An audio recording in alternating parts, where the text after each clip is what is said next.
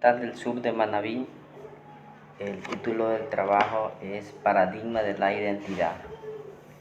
Unidad de Nivelación y Admisión, paralelo B. Nombre del estudiante Dani Castro. Nombre de la asignatura es Sociedad y Cultura. Nombre del docente, ingeniera C.A. Vélez Isabel. Dice que la identidad es considerada como uno de los fenómenos subjetivos de elaboración personal que se construye simbólicamente en interacciones con otros. La identidad personal también va ligada a un sentido de pertenencia a distintos grupos sociales, con lo que consideramos que compartimos características en común. Eso es lo que se refiere a lo que es identidad. Cuando hablamos de identidad, es término que ha sido utilizado en diversos ámbitos para el propio entendimiento de algunas personas, que no quiere decir que estés mal, pero le dan un enfoque e interpretación incorrecta, porque se le quiere designar una identidad a cada quien sin tomar en cuenta las diversas opiniones que algunos pudieran llegar a tener. Yo diría que cuando formar parte de una identidad o de una sociedad, esta misma te lleva a buscarla, y si no a reforzar la que tú has creado para ti misma. Al parecer, una identidad te define quién eres, qué quieres y qué piensas hacer, pero sin la aceptación social de alguien no puede ser distinto a lo demás.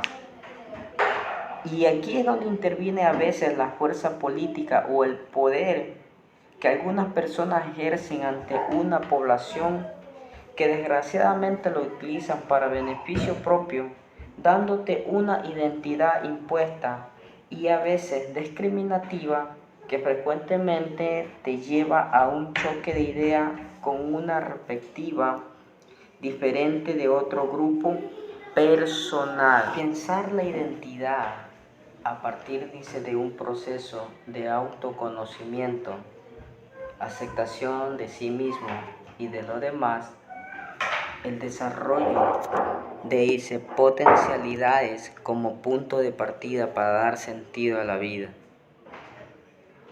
Identidad también es reflexionar sobre la importancia de los encuentros con los demás como elementos esenciales de nuestras relaciones y crecimiento personal.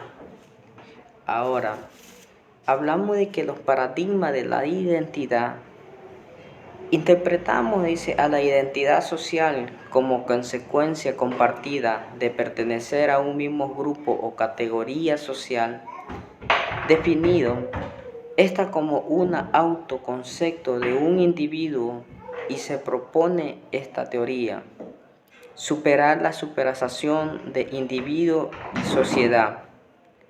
La multitud proporciona, dice, uno de los pocos contextos en los que, dice, las personas actúan no en términos de sus preocupaciones aisladas, sino como puros sujetos sociales de una perspectiva más amplia. Uno podría incluso decir que como sujeto histórico, en la medida en que el yo es percibido en su dimensión social. La identidad en el sentido colectivo y en el sentido, dice, de pertenencia grupal. En la sociedad moderna los sujetos se describen, dice, a una diversa de grupo. Por ello se habla de identidad étnica, religiosa, política, laboral, de género y entre otras. La identidad, dice, se conforman, dice, grupos juveniles que desarrollan valores y símbolos propios, y en algunos casos presentan, dice, fragmentación identitaria. La pertenencia a varios grupos provoca que los sujetos lleven, dice, a cabo un proceso de selección. Esto, dice, de conjunto de rasgos culturales que caracterizan a los grupos, dice, los sujetos, y van seleccionando, dice, los valores, las creencias, informaciones, opiniones, actitudes prácticas y símbolos, dice, con los cuales se definen a sí mismos. explicando la realidad y el guión de sus acciones. De allí que la identidad implica un proceso de construcción de sentido atendiendo a un atributo cultural o un conjunto relacionado de atributos culturales al que se da prioridad sobre el resto de la fuente con sentido. Estamos desarrollando este tema de paradigma de la identidad desde la creencia de que el paradigma de la identidad social es el que explica de modo más satisfecho y global, desde el punto de vista psicosocial, la naturaleza del comportamiento colectivo y de los movimientos sociales. Si bien es cierto que el concepto de identidad social o identidad colectiva ha sido interpretado de diferente manera por los distintos autores, creemos que en esta interpretación subsiste la idea de identidad social como conciencia compartida de pertenecer a un mismo grupo social, es decir, como sentimiento de nosotros. Es necesario hablar, acerca de la sociedad o de la cultura. El primer aspecto que es importante analizar es el papel del individuo en la transformación del medio. Es tal vez uno de los aspectos más complejos y difíciles de abordar desde la plataforma de la ciencia moderna. Como se ha podido observar, las disciplinas sociales no han podido romper el círculo del individualismo kantiano. El individuo sigue siendo el eje central de las explicaciones sociales. El individualismo tiene razón, al pregonar que el individuo es el centro de la historia. Havel va más allá aún. La finalidad del proceso histórico es el aumento de la felicidad individual. No existe ninguna manera de entender el comportamiento individual, sino por las categorías abstractas del sistema social. El individuo mismo, al mismo tiempo, quiere origen de la acción. Es el resultado de los procesos históricos y sociales. Si un campesino actúa, como campesino, es porque ha recibido una, carga cultural que lo define como campesino. Las determinaciones, son sociales y el individuo no tiene ningún sentido explicativo por fuera de esa categoría.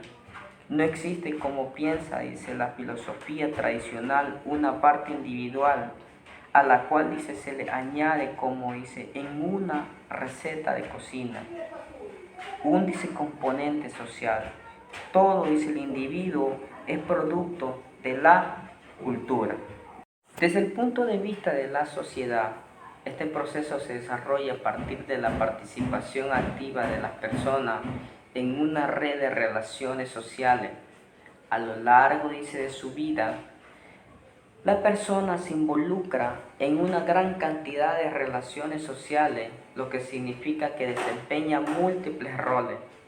Será hijo, hermano, amigo, familiar, alumno, miembro de clubes, trabajadores, cónyuge y padre a su vez.